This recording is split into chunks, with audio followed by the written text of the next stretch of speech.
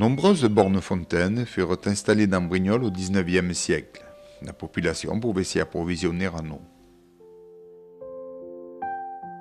Une véritable révolution pour l'époque. Fini les longues corvées d'eau, il fallait souvent parcourir des centaines de mètres chargés de récipients lourds, encombrants et ruisselants de toutes parts. Le progrès n'ayant pas de limite, l'eau courante fut installée à Brignoles à partir de 1920.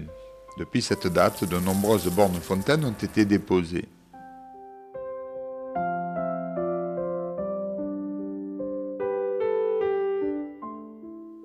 Quatre subsistent toujours. La fontaine de la place des Deux Fours fut posée dans les années 1840. À proximité, 2 fours banaux auraient existé, ce qui explique le nom donné à la place.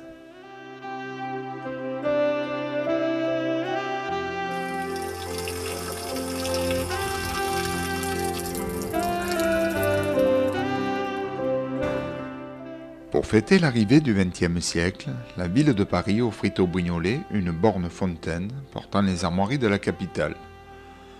D'abord installée place Caramilly, elle fut ensuite transportée au bas du Cours de la Liberté, à proximité du monument aux morts.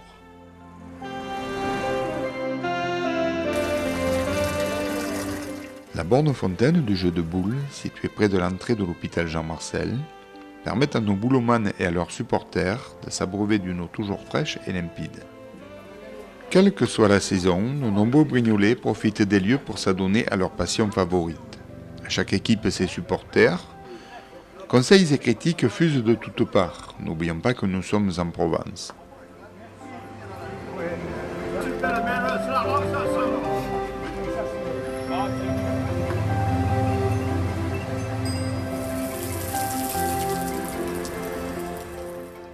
Les jours de marché, la fontaine de la place du 8 mai est entourée par de nombreux étals de fleuristes.